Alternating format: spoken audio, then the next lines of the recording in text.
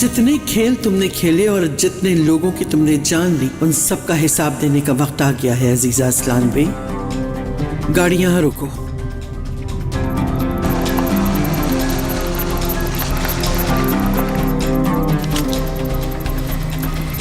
अपनी गन मुझे दे दो।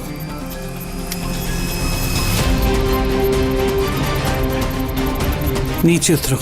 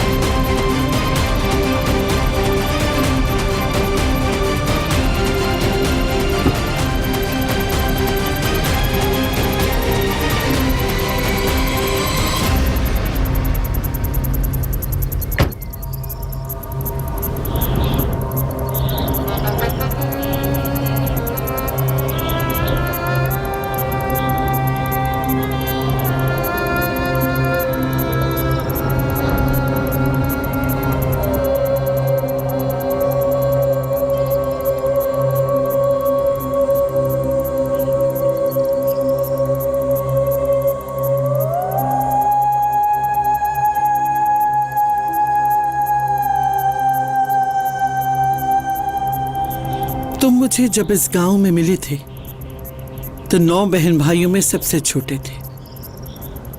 बीमार थे तुम।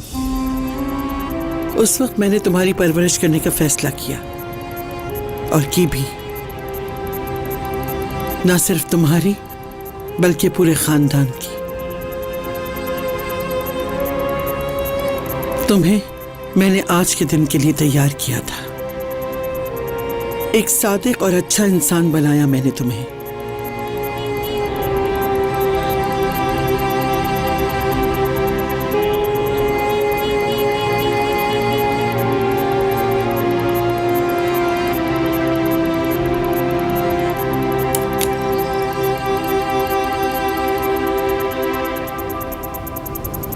अब बताओ मुझे,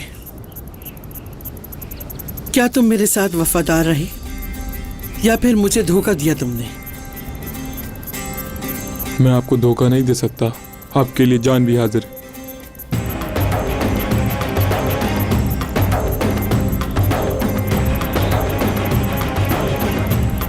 यकीन दिलाओ मुझे।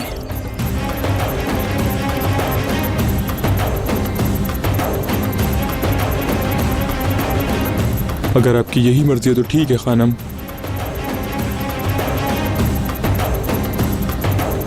आपका हुक्म सर आंखों पर।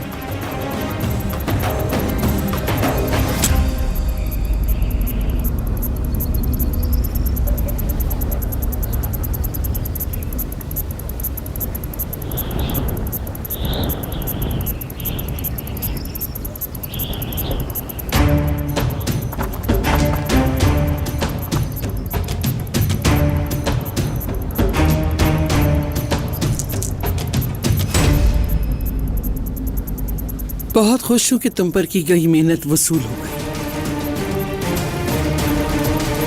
चलो अब चलें।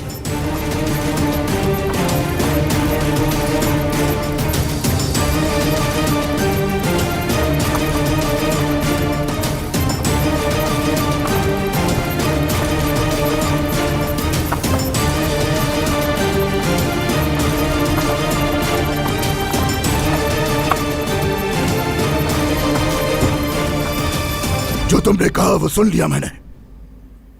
अब ये बताओ, जो तुमने कहा उससे वो सब कुछ मुझे मिल जाएगा जो मुझे चाहिए? जी हाँ बिल्कुल। मगर कब? मंडे वाले दिन का प्लान किया गया है। जब तक उन लोगों को पता चलेगा सब कुछ हो चुका होगा। सुना यूसुफ, पीर वाले दिन जहां हमने इतना इंतजार किया वहां पीर का भी कर लेंगे। और याद रहे ये बात किसी को पता ना चले। बहुत मुश्किल से यहां तक पहुंचे हैं। सब कुछ मामूल के मुताबिक दिखे। ना खिजर, ना जान, ना आजाद, किसी को भी ये पता नहीं चलना चाहिए। याद रहे चाहे जो भी हो जाए, ये बात हम लोगों के दरमियान ही रहनी चाहिए। जी सर, ऐसे ही होगा। जा सकते हो।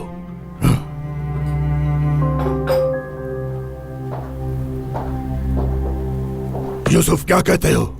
बहुत तरसा हो गया, हम लोग कहीं बाहर नहीं निकले। चलो मितियात घूम के आते हैं हम।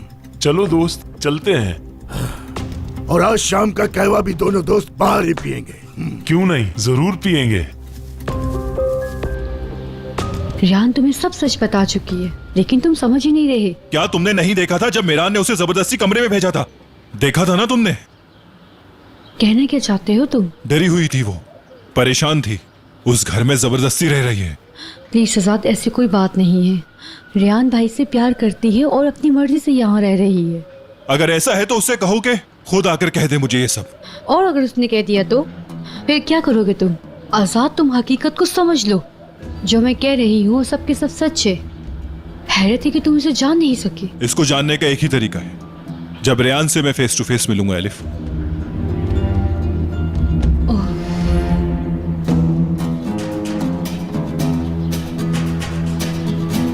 तुम जाओ यहां से।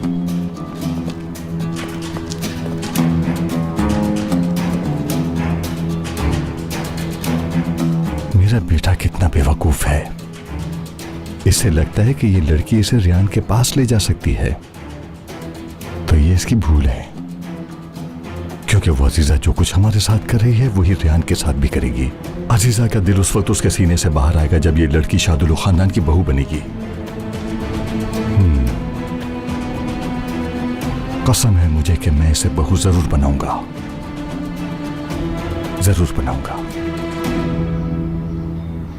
देखो एलिफ, मैं कैसे भी करके उस घर में दाखिल हो जाऊंगा, यहां तक कि रेयान के पास भी चला जाऊंगा मैं, लेकिन मैं बिल्कुल भी नहीं चाहता कि किसी को नुकसान हो। आखिरी दफा पूछ रहा हूं, मेरी मदद करोगी तुम या नहीं, बताओ मुझे। तुम्हें मिलना होगा। नहीं एलिफ, ऐसा नहीं हो सकता। तुम जानती हो कि मीरान कभी भी इजाजत नहीं देगा।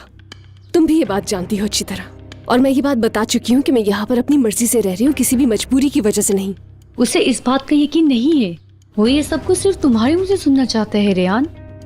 उसे ऐसा लगता है कि तुम यहाँ पर जबरदस्ती रह रही हो। नहीं एलिफ, मैं ऐसा नहीं करूंगी। और बस मीरान भाई से बात करो, उनसे कहो कि मैं मजबूर हूँ आसाद से मिलने के लिए। इस तमाशे को खत्म करने के लिए हमें ये करना ही होगा। रेयान, सोचो अगर आसाद यहाँ पर आ गया तो बहुत बड़ा हंगामा हो सकता है। अब सब कुछ तुम्हारे हाथ में है, ये सब कुछ सिर्फ तुम ही रोक सकती हो। Please Reyan, please.